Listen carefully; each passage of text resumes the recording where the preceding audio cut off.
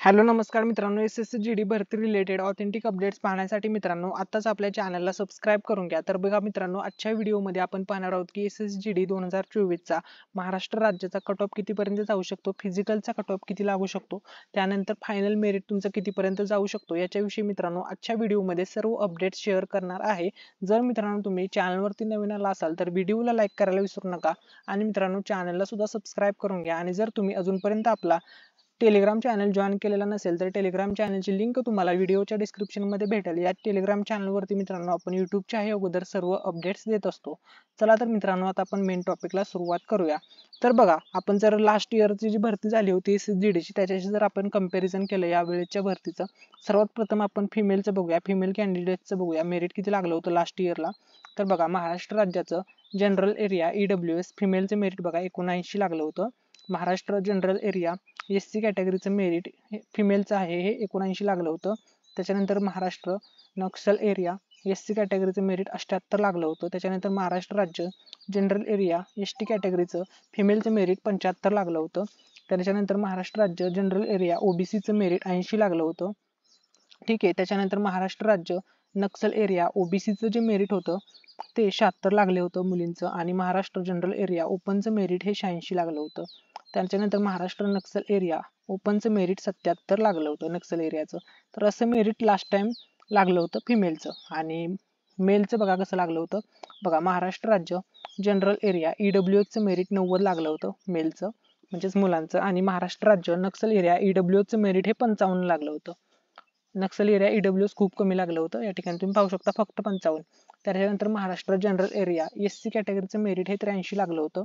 महाराष्ट्र नक्षल area SC कॅटेगरीचं merit हे 68 लागलं होतं. त्याच्यानंतर महाराष्ट्र राज्य जनरल एरिया ST कॅटेगरीचं मेरिट हे 79 लागलं होतं. ठीक आहे. त्याच्यानंतर महाराष्ट्र राज्य नक्षल एरिया ST कॅटेगरीचं मेरिट हे 74 लागलं होतं. त्याच्यानंतर महाराष्ट्र राज्य जनरल एरिया ESM चं मेरिट हे या ठिकाणी बघू शकता 32 लागलं होतं. त्याच्यानंतर महाराष्ट्र राज्य जनरल एरिया OBCचं मेरिट हे 90 लागलं होतं. महाराष्ट्र राज्य नक्षल एरियाचं मेरिट OBC नक्षल एरिया OBC मेरिट 87 लागलं होतं. महाराष्ट्र राज्य जनरल एरिया ओपनचं मेरिट मेलचं 94 लागलं होतं.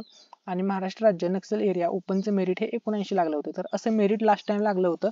या मेरिटमध्ये थोडंफार मार्क्स वाढू शकतात, म्हणजे 2-4 मार्क्स सुद्धा वाढू शकतात असा एक अंदाज आहे. ठीक आहे. त्याच्यानंतर जर आपण मित्रांनो आता फायनल मेरिट किती लागू शकतं आणि फिजिकलचं मेरिट कितीपर्यंत जाऊ शकतो याच्याविषयी मित्रांनो आता माहिती सांगणार आहे. जर बघा SSGD कट ऑफ 2024 महाराष्ट्र, तर बघा फायनल जे मेरिट आहे मित्रांनो तुमचं, तर ते बघा तुमचं जे मेरिट आहे अंदाजित ह्या वेळेचं मित्रांनो ओपनचं 95 ते 110 या रेंजमध्ये लागण्याचे पूर्णपणे चान्सेस असतील. त्याच्यानंतर EWS चं जे मेरिट आहे ते 92 ते 106 या रेंजमध्ये जाण्याचे पूर्णपणे चान्सेस असतील मित्रांनो. एकच मिनिट फक्त वेट करा. ठीक आहे.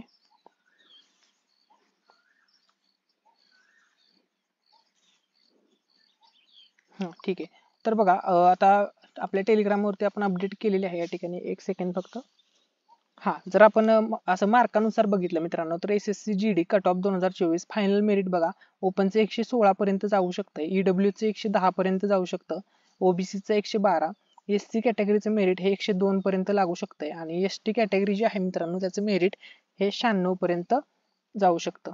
या रेंजमध्ये अंदाजित मेरिट जाऊ शकतं मित्रांनो. ठीक आहे. आणि जर आपण फिजिकलचं म्हटलं तर जर तुम्हाला 70 ते 85 या रेंजमध्ये मार्क असतील तरी सुद्धा कदाचित तुम्हाला फिजिकलसाठी संधी भेटू शकते.